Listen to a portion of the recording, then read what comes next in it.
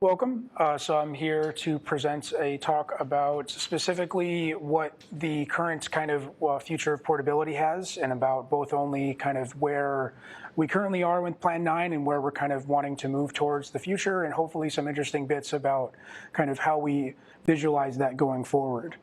So right now what we have here is we have APE. And APE is a little bit old. It was written when POSIX was a lot more important to portability. The APE itself stands for the ANSI POSIX environment. What's interesting is it's more or less a parallel on top of our current existing libc.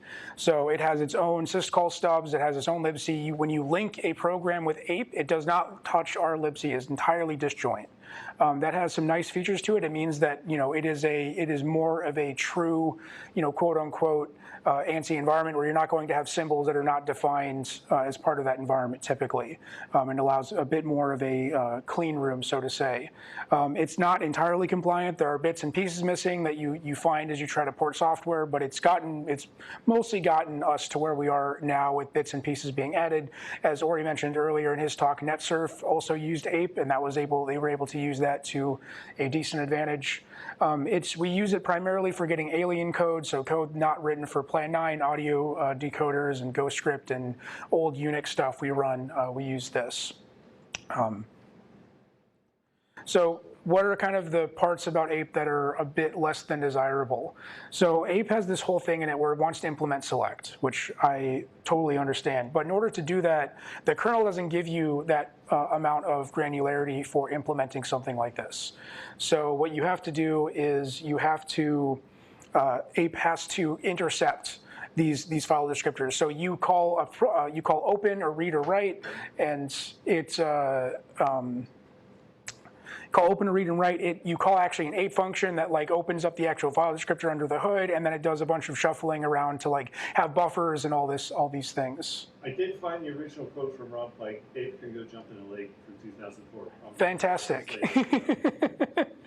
And the part of this parallel C to the main C library stuff makes code reuse a lot more annoying. You have to, as you write something in the main libc or fix a bug there, sometimes you have to fix a bug in APE. They're two kind of disjoint ecosystems in a lot of ways. Also, parallel makes it easy for things to bit rot. A lot of the APE code that isn't being used actively by programs as part of the standard distribution doesn't get exercised much. Things change out from under it at the kernel layer. It's not tested. It becomes broken. So it kind of in a lot of ways, it almost effectively doubles the surface area for what we have to test for our C libraries. And kind of this reuse code, so this is a bit, if you were to take libdraw and pull that into APE, well, now libdraw's read and write calls are not actually read and write. They're APE's read and write calls. So now, if you want to run code on both of them, you have to deal with okay, how much is being buffered? Do I need to flush? You have to effectively, grapple with the fact that you're now in a quote unquote POSIX environment. It's a bit annoying. It has really reduced the amount of usability that we have in making use of code like this. And of course, being disjoint, not having access to Plan 9 libraries is terrible. I want to use libthread. I want to use our regular expressions library. These are useful things that are useful to use. And we just don't have them in APE because it's hard to fit them in, to bolt them onto the side. And also, for a lot of what programs that we were interested in, POSIX is not really the full picture. No graphics, no audio. There's a lot of stuff that Plan 9 provides that we want programs to make use of that POSIX simply doesn't have a definition for. It's part of that is its age. Part of it is just not wanting to, kind of stick within its niche of where it's good or where it applies. But for us, that's kind of a bit limiting. So I really want to take a step back and think about, really what is portability? How has this term shifted over time?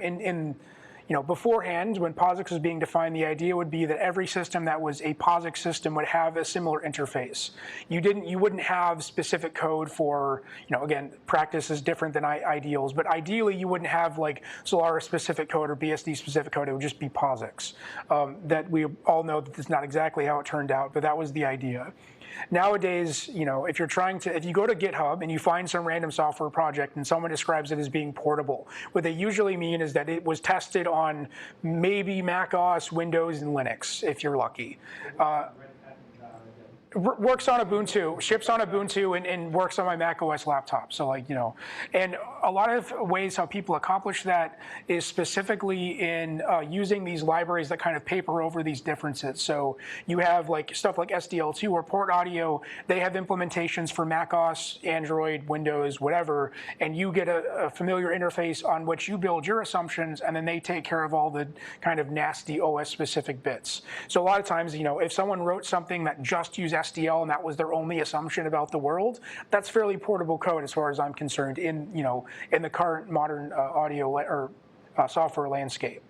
Kind of talking a bit more about that, like Go, how Go does OS-specific abstraction. You just write your code and you put underscore and then the target system and it compiles in. So, file underscore Unix, file underscore Windows. On Windows, it includes the Windows code. On Unix, it includes the Unix code. And you just write little interfaces there, you implement them on both platforms, and then the generic code just uses the interface. This is a lot of what I see happening with specific systems these days. This is a lot of how this works. In a lot of ways, kind of portability means to generalize your assumptions. So, if all you want is I want to have a file and read its contents, you can do that on every operating system. There's no hard parts to that. If you want to do weird NTFS file handler stuff, that's not portable. You're not gonna be able to do that on Linux. So the more you kind of remove the specifics of assumptions about what you make against code, then the better you're off. In some experience too, POSIX has these very fine-grained standard rules, and a lot of times people read that oh, there's this really interesting behavior about fseek or whatever, and so I'm just gonna assume that that's the case everywhere. Well, now you're hard tied to specifically, when I mean file, I mean POSIX file, not necessarily just files in general. And most importantly to what I care about is Ape can't run games. We can't, this interface is not well enough to run video games, which is the real core, the real hero of this talk here. So we talk about, a lot of this work goes into Ape for this select stuff, but if you grep our tree, nothing uses it. I'm not aware of, maybe there's some stuff in ports that use the select stuff at one point for some GLIT or GNU ported software, but we don't use it at all. So all of this code that we have here that's kind of working around this limitation, and we don't have any use for it. We haven't used it. Currently only in the 9-front tree, Ape is only used for typesetting, GoScript, so PDF rendering, and our audio libraries, FLAC deck, MP3 deck, OGG deck, all of these. This is really the only big use of Ape. Part of that has been due to 9-front slowly replacing these old ancient ape diff, ape patch with native versions of these utilities slowly and surely over time. And that's been part of the reason why this list has come so small. But none of this, typesetting, GoScript, audio libraries, none of this uses select.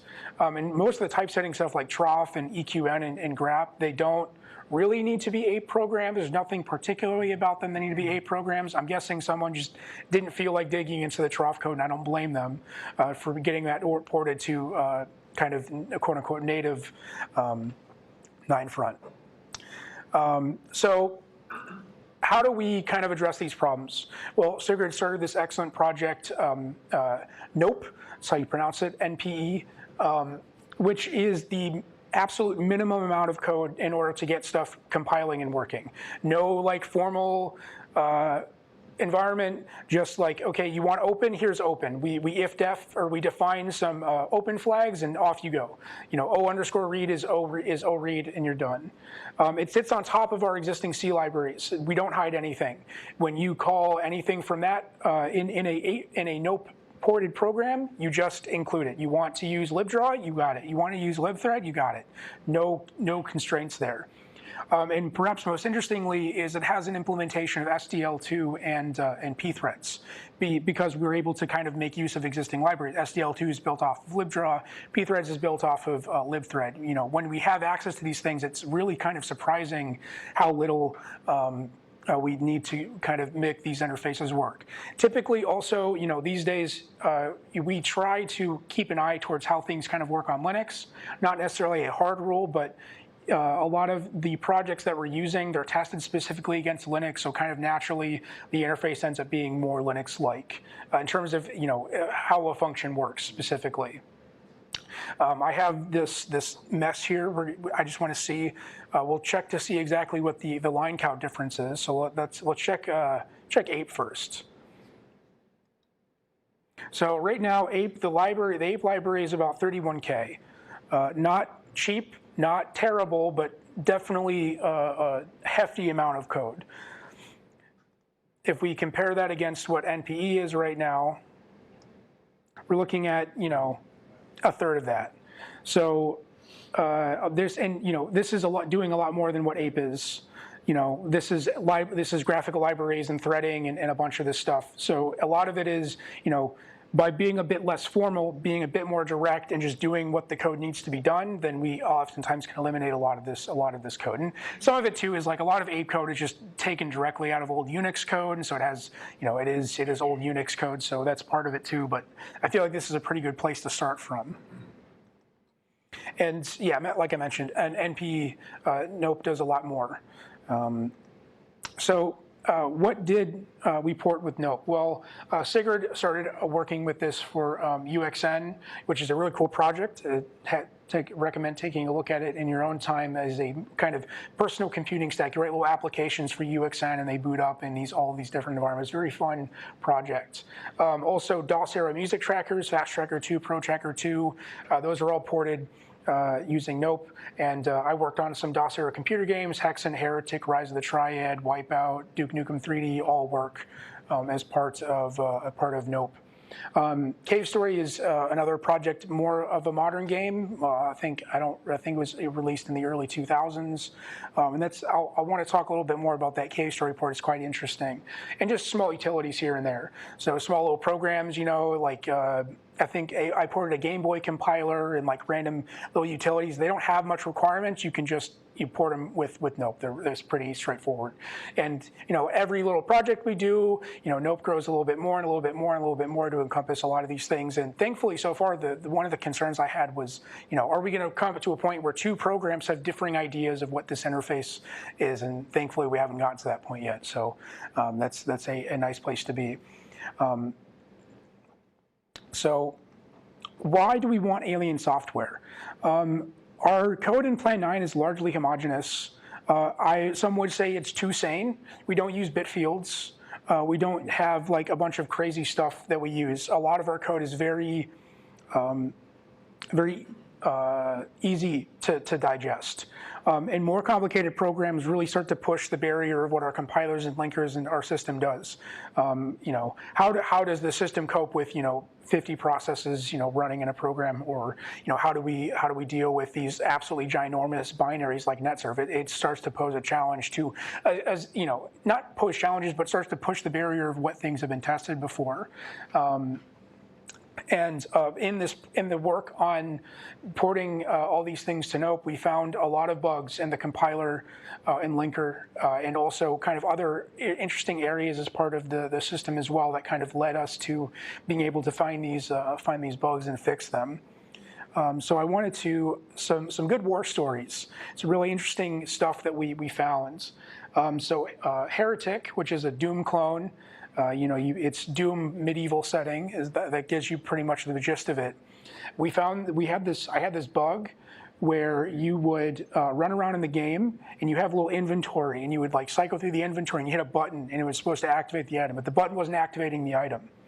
It turns out that was because somewhere deep in the code, the player action struct was being copied as a whole struct, and that struct was packed. And we had a bug where the compiler was not copying the last bit of the information. It would go up to the word boundary, and the last couple bytes would just fall off. And so that was easy to find. Well, not easy to find. It was interesting to find. And once we implemented that, and we had a proper struct copying for these pack structs, well, there we go. Well, why don't we find this stuff? Well, our code doesn't use pack structs. We don't use stuff like that. We do things the right way, but other people do, and it's good to if we have this interface, it's good to actually make sure it works. Hexen had this really interesting code where if anyone's familiar how RNG works in Doom, you have a fixed table, and you call RNG and it increments through this table of global integers. So a really interesting story is if you have like some func, and you call like, you know, rands, what is the ordering? If each of those rands have global side effects, how do those get called, in which order? Yes, and we do it how you would expect us to do it. You read it left to right. We call them left to right. GNU does the opposite. They go right to left. So this resulted in really bizarre changes, because if your RNG's off, now all your demos don't work. Everything's a mess. So this is something that's still kind of a problem that we try to figure out. But stuff like this kind of, you know, we don't do stuff like this. This stuff doesn't come up. It's good to kind of at least know these limitations and ideally fix them. Cave Story was a lot of fun to port. It was the first time that a lot of these games on the system, they render to a frame buffer, and then we upload the entire frame buffer at once to DevDraw. Cave Story being a little 2D platformer type game, we actually was able to implement a lot of the blitting using just DevDraw. You know, upload individual sprites as images to DevDraw, blit them onto the screen in the background, and a lot of this was leaned heavily on this, which meant that we had some really interesting properties. Cave Story runs fantastically over draw term because everything is being offloaded just as RPC messages to the other side. I played through the entire game in 1080p over draw term to my main desktop. So that's been kind of interesting. We've kind of had some performance issues with alpha blending. There's a part of the game where you're all underwater fighting a boss, and the alpha blending of the water on top of the characters just completely tanked the frame rate, a bit of an issue. But we found this really interesting bug with unsigned integers for indexing arrays that no one had tried to do before. We apparently none of our code is really using unsigned integers to index into arrays, and that there's ended up being a bug there that we found through some of this as well. Part of the stuff that I've used Note for was Pokemon Crystal has a decompilation project that you can compile, but the original game used this kind of homegrown compression. And so there's some C code that we use to do this compression, and it's just, the guy just loved bit fields, like his favorite thing. Bit fields all over the place. And it mostly works, but we end up with a different hash. And so what went wrong, who knows? KenCC doesn't complain, so that means there's some bug in KenCC about, with respect to bit fields, that is yet to be found. So there's, again, you know, when you push the boundaries of what we offer but don't test, you find a lot of these things. Wipeout, the N64 game, and I believe also PS1 or PS2. Also, we had this problem forever. We didn't know, like, you get into the game and the wireframes, one of the vertices would be infinity. We didn't know why. Well, it turned out to be the short truncation issue that was just kind of sitting around there for a while. So we find tons of this stuff just sitting around that, you know, are never pushed to their limit. So we never kind of figure out what's going on. So lots of fun things to discover as part of that. But yeah, that's all I kind of had to immediately talk about. If anyone has any questions or comments or stuff, yeah. Just a comment. One of the reasons that Ape was adapted from an earlier package, what Andrew was done is the that's because he did it to improve the portability applications within Unix realm. Oh, okay. It wasn't originally used. Okay. It was to deal with portability problems that were already arising in Unix systems. The different Unix systems. Interesting. You get one from Sun, you get some Yeah. DEC, be different. I had a quick look. I can't find the paper in which he describes it and why he produced it. But that's one reason it's focused, because it's only dealing with the problems of 1980s, maybe? Yeah. Or early 1990s, I can't remember. And so it doesn't have to deal with a lot of this other stuff because they weren't using it in the program. The program's there to port. And then you write the program and you write it against that particular interface, and then you could move it to any Unix system within the labs and wider. Interesting. And export it to people and be sure that they could compile and run it, sort of thing. The paper Parker is before on was the cool. system now. Even on Ninth Front, you can see CSDoc Ape PDF. No, I think that's describing Ape within Plan 9. Yes. Yeah, no, I meant that there's a paper that Hume did describing why he had ape at all, where it came from, and its use in portability inside that. So I'll see if I can find it. Okay.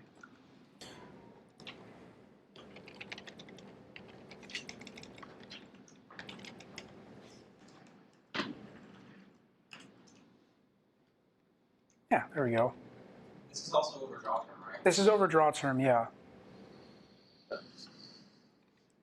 Yeah, it works mostly fine. I primarily develop overdraw term, so this is kind of how I tested this stuff.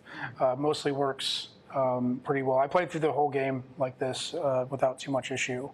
Yeah, it's cool stuff, I think. Any other questions? Yeah. What's your experience been with newer C compiler features that? Yes, yeah, that has been. I haven't talked about it as part of this talk, but that was something that we've kind of slowly we've picked and pulled little bits of the newer C compiler features that we found interesting. 9front recently added no return as a function decorator that we have now. We found use in that. Corey, do you remember some of the other ones we've done more recently? It turns out that most programs are still sticking to C99. Yeah, that's kind of what I was asking. How Oh. common? We added pragma ones to the C preprocessor. The funk and line and so on. Yeah, Yeah, at some point I'll get around to the one big, or two of the big missing ones. So there's missing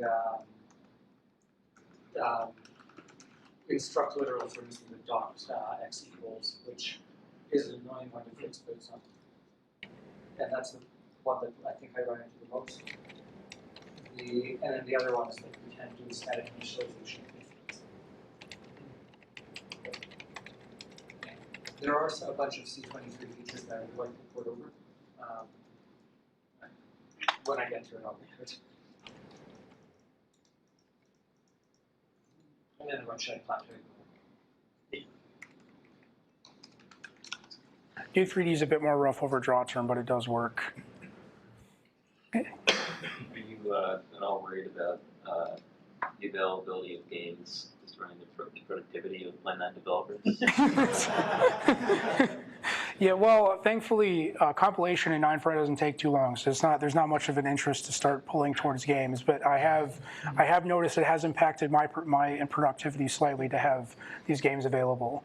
I will have you know that Go compilation can still take something like 10 minutes off. Okay, yeah, so there you go. Maybe while you're playing that, you open up play a couple of rounds of Duke 3D. Your CPU can handle it at the same. Yes. What's the future of it? Yes. So there's been this good discussion about kind of what the kind of where Nope and Ape kind of coexist. Do we ship both of them in the system? Kind of what's that about? Well, I think as far as I know, I want to try taking Nope and porting all of the existing code we use Ape for in 9front. So the audio decoders, Go scripts, and the other miscellaneous stuff that we have. And once at that point, maybe we can switch that stuff over, but still kind of, I don't think Ape's going to go anywhere. I think people still want to use NetSurf. NetSurf's probably going to be on Ape for the foreseeable future. So that's what's next. In my opinion, but there's kind of more work to be done there to kind of get to that point. So.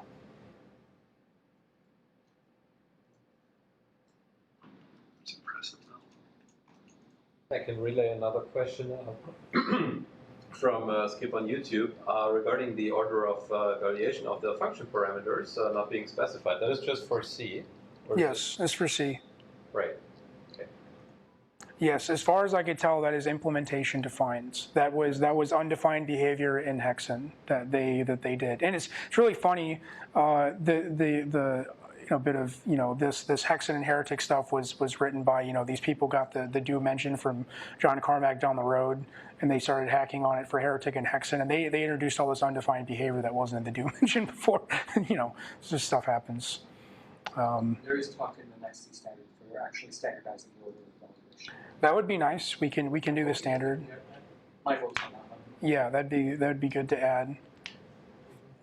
So I guess like taking a less formal approach with Nope. I wonder if we're like losing properties that I guess we probably haven't used ever, but like in theory, if we fix a bug in GoScript that's using ape, then that should also be able to be like upstream onto Unix version of GoScript, for example. Sure. Yeah, there's. So that's something that we would use. Like Nope is for like unidirectional porting. Yes. Yeah, that is a lot of times. A lot of like more active upstream. These silly unsynced demos. Hold on. Yes. Yes. So a lot of the benefit is that when you do a port with something like this, then you don't wind up with a fork. You wind up with being able to mostly use the code as is. Usually, stuff like NetSurf still shows that even with that being the case, sometimes you end up needing to change the source code a little bit in order to make things work. So that is a benefit of it. That's definitely why some of the stuff we've looked at tends to kind of like that idea. Like UXN is one where we don't have any Plan 9 code specific upstream as far as I know. So a lot of it is just, well, if it works there, then we can use Nope for it. So I hope that answers your question. Yeah. Any other questions?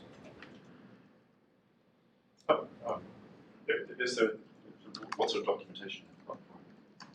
For like documentation for the for using it, yeah, it's currently on Sigrid's source HUD account, and it has all that you really need to do is have. Let me go here. So see.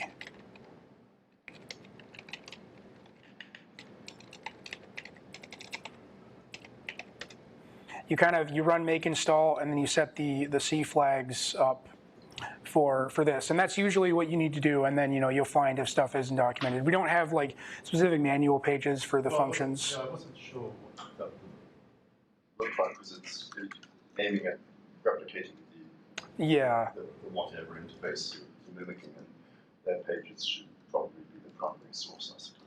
Yeah, and a lot of the SDL website ends up becoming pretty useful for this.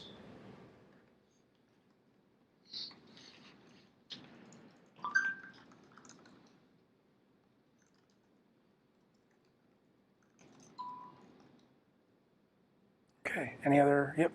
Are there any kinds of functionality that you've run into that's missing in NPE that is present in actual porting of programs to one? Sorry, could you repeat that? When you've been porting actual programs you want to use, as opposed to theoretical things, what are the biggest categories of missing things in NPE?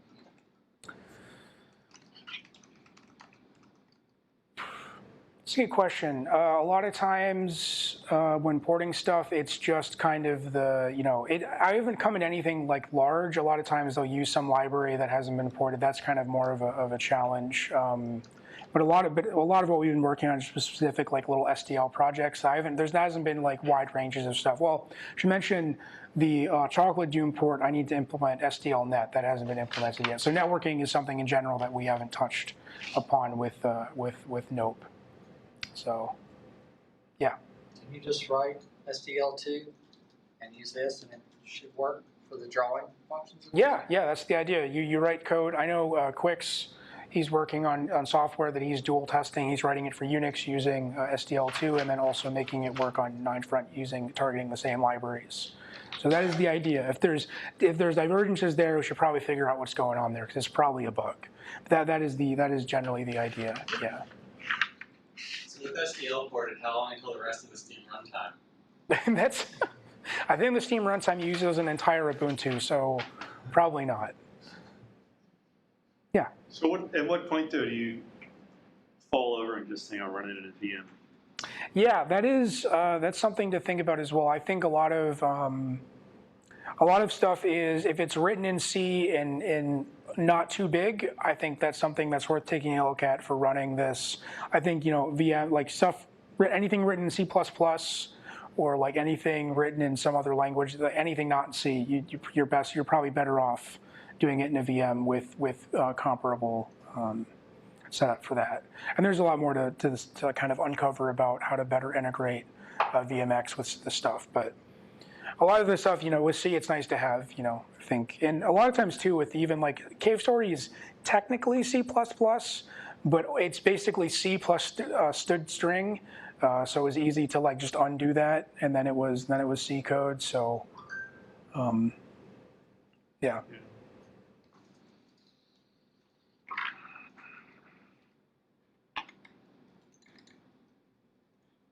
All right. It's really deep. Seems to be it. Thank you, everyone.